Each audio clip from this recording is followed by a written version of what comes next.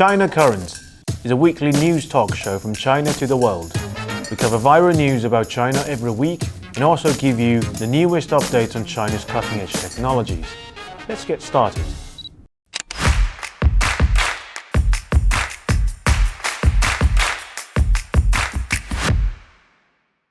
Welcome to China Currents, your weekly news report of what's happening in China. I'm Lisa.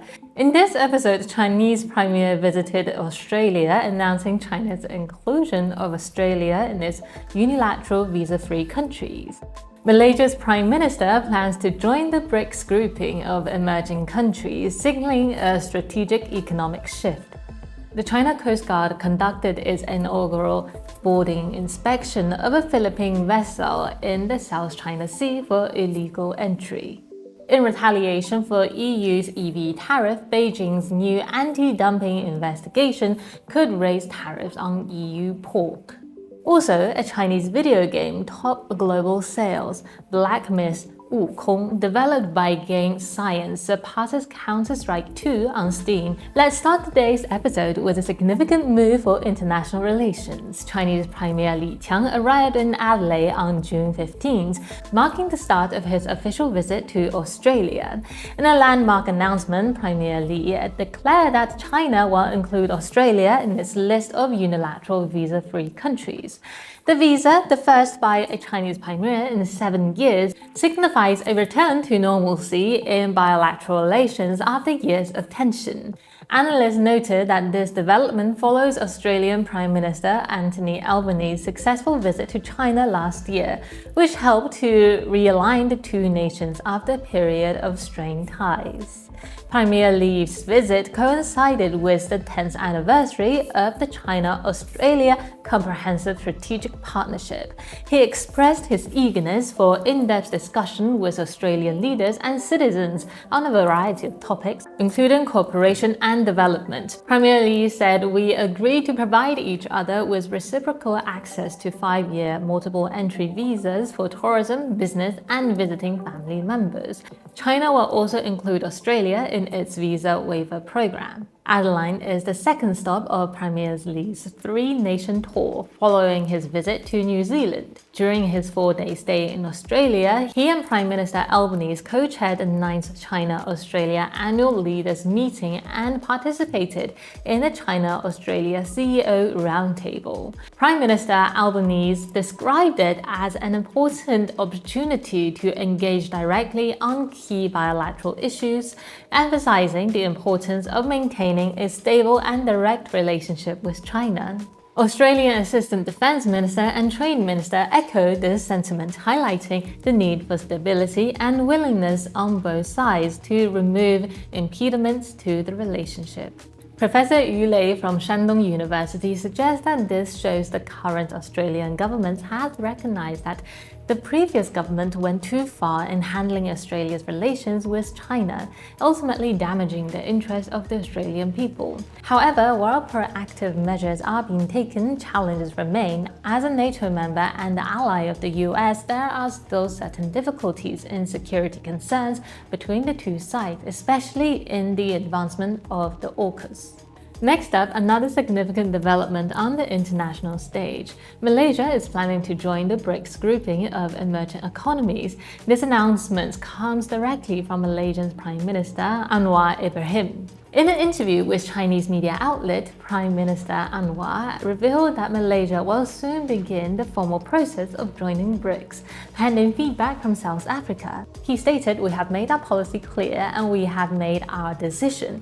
We will start the formal process soon. As far as the Global South is concerned, we are fully supportive." BRICS, founded in 2006, initially included Brazil, Russia, India, China, and South Africa. This January, the bloc expanded to welcome Egypt, Ethiopia, Iran, and the UAE. Anwar also supported comments made by Brazilian President Luiz Lula, criticizing the dominance of the US dollar in international trade. Anwar expressed frustration over currency attacks, emphasizing that such dominance contradicts basic economic principle. He remarked, "Last year, Malaysia had the highest investment ever, but the currency was still attacked. It goes against basic economic principles. criticizing the US dollar's dominance as an international currency. Anwar praised China's rise, highlighting it as a source of global balance. He commended Chinese President Xi Jinping for his focus on rejuvenating Asian values and civilization, noting that he was attracted to President Xi for being one of the few leaders who talk about civilization, making him unique. He called for a broader perspective on history and expressed the need for independent countries to voice their views freely. Anwar remarked that the excessive focus on one event ignores decades of history and is a problem with Western discourse. These comments come ahead of Chinese Premier Li Qiang's visit to Malaysia, marking the 50th anniversary of diplomatic ties between the two nations. During Li's 3-day visit, Malaysia and China are expected to renew a 5-year economic cooperation agreement and sign deals in the digital economy and green development. Next up, the China Coast Guard has conducted its first ever boarding inspection of a Philippine vessel that had illegally entered the South China Sea. On June 17th, despite prior commitments, the Philippines sent 3 ships into the waters near Renai Reef in the Nanshan Islands, attempting to deliver supplies to an illegally grounded military ship. During this operation, the Philippine supply ship deliberately collided with a Chinese vessel. After repeated warnings were ignored, the China Coast Guard boarded and inspected the Philippine vessels. The action by the China Coast Guard has drawn condemnation from the Philippine Armed Forces. However, reports indicate that China Coast Guard had issued multiple warnings regarding the Philippine incursion near Renai Reef. The first warning came at 4:43 a.m., revealing that the China Coast Guard had taken regulatory measures against Philippine vessels according to the law.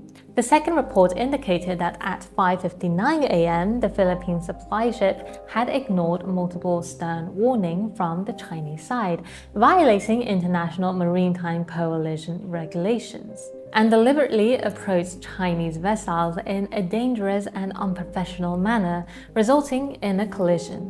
The responsibility for the incident lies entirely with the Philippine side.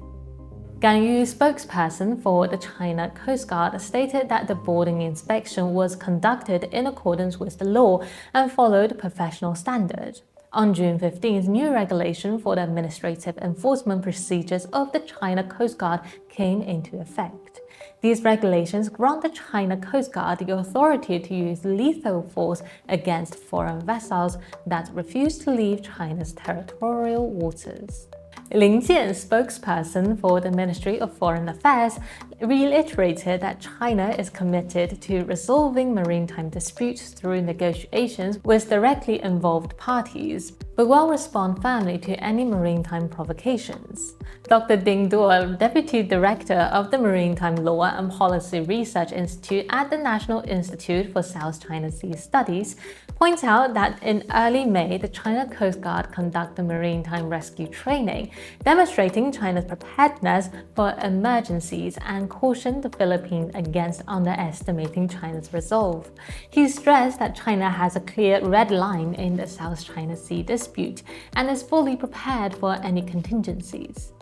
Next up, China has launched an anti-dumping investigations into pork imports from the European Union. This move comes after the EU decided to impose new tariff on Chinese electrical vehicles. The investigation could lead to higher tariff on EU pork products, impacting major exporters like Spain, the Netherlands, Denmark, Germany, and France. Currently, China imposes a 12% tariff on EU meat import. Analysts warn that an increase to 20% could significantly affect European exporters, who might struggle to offset losses even with new markets such as Vietnam and the Philippines.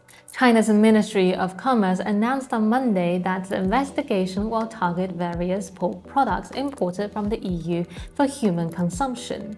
This includes fresh, dried, smoked, preserved, cold, and frozen whole cut, as well as pig intestines, stomachs, and bladders. The ministry has urged those affected by the alleged dumping to contact the Trade Remedy and Investigation Bureau within 20 days to join the investigation. In 2023, China consumed 57.94 million tons of pork and pork byproduct, importing only 1.55 million tons. About half of these imports came from Europe. The Chinese financial news outlet reported that the drop in EU pork supply is not expected to significantly impact pork prices in China. However, many EU pig farms could suffer due to difficulties in finding new buyers for products not commonly used in European cuisine. Last year, Spain exported approximately 160,000 tons of pork products worth 1.2 billion euros to China. Following the investigation launch, Spain has called for trade talks. Spanish Agriculture Minister expressed hope for negotiations to avoid tariffs on Spanish agriculture products. The Netherlands and Denmark, which exported pork products worth $620 million and $550 million respectively in 2023, will also be affected. Commentators suggest that the rising demand for pork in China provides Beijing with leverage in trade negotiations with the EU. If necessary, China may consider increasing pork imports from Brazil and Russia. Next up, a Chinese video game has topped the global sale chart. Black Myth: Wukong, an action RPG developed by Chinese studio Game Science, has dethroned Counter-Strike 2 to become the highest-grossing product on Steam for the week of June 4th to 11th. Game Science opened pre-orders for Black Myth: Wukong after debuting a new trailer at the Summer Game Fest 2024, reminding fans that the game is set to launch on August 20th. Currently, it's the most wish-listed upcoming title worldwide. As of June 17th, over 1.15 million people have pre-ordered the game, generating over 300 million RMB in sales, even at the lowest price point. The game's story is based on one of the four great classic novels of Chinese literature, 西游记, or Journey to the West, published in the 16th century during the Ming Dynasty and attributed to Wu Cheng'en. This epic tale spans 100 chapters and follows Sun Wukong, the Monkey King, who can pull a spear from his ear and is one of the protagonists of the story. Black Myth: Wukong is deeply rooted in Chinese mythology with the titular Wukong. Let's stay tuned for more updates on this highly anticipated game. And that's all for today. Thank you for watching this episode of China Current. And if you have any thoughts and comments about our show, please reach us at the email address below. Thank you and I look forward to hearing from you. See you next time.